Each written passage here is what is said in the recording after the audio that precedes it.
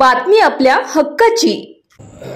सांगोला तालुक्यातील पाचेगाव गावामध्ये काल 1 तारखेला संध्याकाळी 5 वाजता मला माहिती मिळाली किंवा शेजाऱ्यांनी सांगितलं की भीमराव कुंभार हे घराच्या छतावर पडून आहेत, त्यांच्या गळ्यात काहीतरी असं खुपसलेले आहे।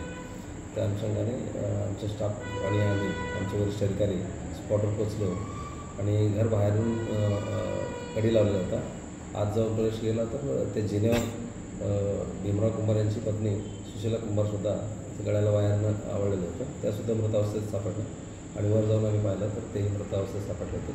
त्यांना पोस्टमॉर्टमसाठी आम्ही सोलापूरला पाठवले आहे तज्ञ डॉक्टरांच्याकडे। पोस्टमॉर्टम रिपोर्ट आज संध्याकाळी उशिरापर्यंत प्राप्त होईलच। त्या अनुषंगाने आम्ही सेक्शन 302 34 IPC अन्वये गुन्हा दाखल करून तपास सुरू केलेला आहे। त्यांच्या नातेवाईकात आहे किंवा बाहेरचं कोणी आहे का ह्याच्यावर तपास चालू आहे। वरिष्ठांच्या मार्गदर्शनाखाली तपास सुरू आहे। लवकरच आरोपींना शोधून सदर गुन्हा सांगू। सर, कोणी संशयित वगैरे असं आहे का? संशय आहे, काही लोकांच्यावर संशय आहे म्हणून काही लोकांना मी ताब्यात घेतलेले आहे। त्यांच्याकडे विचारपूस चालू आहे। काय डिटेल्स मिळतात, काय क्लू मिळतात त्याच्या अनुषंगाने पुढील तपास करीत आहोत। खून झाल्यानंतर भरपूर दिवसानं तुम्हाला समजलं का त्याच दिवशी तुम्हाला समजलं? रात्री झालेलं आहे। तर दुपारी म्हणजे दुसऱ्या दिवशी दुपारी 5 वाजता फोन करून समजलं आम्हाला, लोकांनी कळवलं। आता एकंदरीत पाचेगावचे 2 मुलं असतील किंवा मोहनमध्ये घटना असेल, अशा घटनेमध्ये सामूहिक शांतता होती, तर तुम्ही जर 3-4 महिन्यामध्ये 4 जण असं एक आव्हानात्मक परिस्थिती आली, याबद्दल आपण आपल्या ह्याच्यातलं वेगळं काही ॲक्शन दाखवणार आहे किंवा वेगळ्या पद्धतीनं काय अशा घटना भविष्यात घडू नये असं काय प्लॅन आहे? पाचेगावचा जो डबल मर्डर केस आहे त्यात आमचे SP sir, additional SP sir, DSP sir अतिशय मोलाचे मार्गदर्शन केलेलं आहे। त्या अनुषंगाने आमचा तपास चालू आहे। काही तपासाच्या गोष्टी आपण मीडियासमोर सांगू शकत नाही, गुप्ततेने मी करणार होईल। त्यात पण लगेच यश मिळेल, लगेच आरोपीचा शोध घेऊ। आणि दुसरं तुम्ही म्हणले महोत्सव घटना जो 29 तारखेला रात्री ब्लास्ट झालेला होता, त्या संदर्भात रामेश्वर बाळ याला आम्ही आज ॲडमिट होता, त्याला ताब्यात घेतलेलं आहे आणि एक्सक्लुझिव्ह एक्सपर्ट्स वगैरे स्पॉटवर येऊन सगळे पाहणी करून गेले आहेत। तर त्यांचे रिपोर्ट्स आता उद्या आम्हाला प्राप्त होतीलच। आणि बरेच लोकांचा संशय होता बघ जिलेटिनचं ब्लास्ट किंवा सिलेंडरचा ब्लास्ट नसून ते केमिकलचं असावा असा संशय आहे।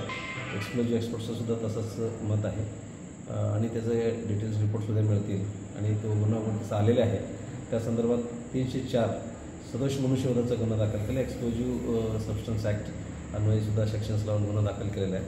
आज आम्ही आरोपी तो ताब्यात घेतलेला भ्रष्टाचार रामेश्वर बाळ, जो मेहताचा चुलत भाऊ आहे आणि त्याचं मेहुणा एक पुण्यात अजून जखमी होऊन ॲडमिट आहे।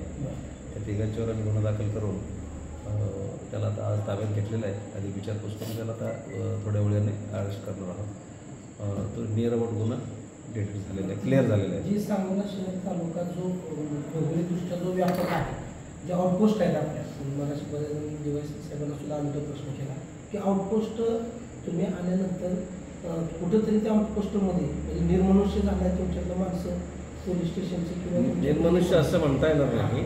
आता सध्या बरेचसे बाहेरचे बंदोबस्त चालू आहे, 10वी 12वी परीक्षा चालू आहे, तिथे मला मॅनपॉवर प्रोव्हाइड करावा लागतो। इलेक्शनच्या संदर्भात बॉर्डरवर नाकाबंदी लावावं लागतो, परेड्स आहेत, त्यामुळे थोडंसं मॅनपॉवर इकडे तिकडे होऊ शकतो। तपासाच्या इकडे ते गार्ड्स वगैरे लावावं लागतात, थोडंसं मॅनपॉवर थोडंसं होतं आहे, तरीसुद्धा आम्ही मॅनेज करून व्यवस्थित काम करत आहोत। मॅनपॉवरची जी अडचण तुम्ही आता सांगितली ती वरिष्ठांपर्यंत काय म्हणजे आहे का तसं? वरिष्ठांना आम्ही सांगितलेलं आहे, ते पुरवणार आहेत, त्याच्यात काय वाद नाही आहे। परंतु आहे त्या मॅनपॉवरमध्ये अधिकारी आणि अंमलदारामध्ये व्यवस्थित मॅनेज करून आम्ही हे मॅटर हाताळलेलं आहे। देशी ब्लास्टसारखा सेन्सिटिव्ह मॅटर 2 दिवसात आम्ही उलगडा केलेला आहे। आता आरोपी ऑलरेडी ताब्यात होताच, पण तो ॲडमिट असल्यामुळे त्याला मी अरेस्ट करू शकत नव्हतो। तर डिस्चार्ज झाला आहे।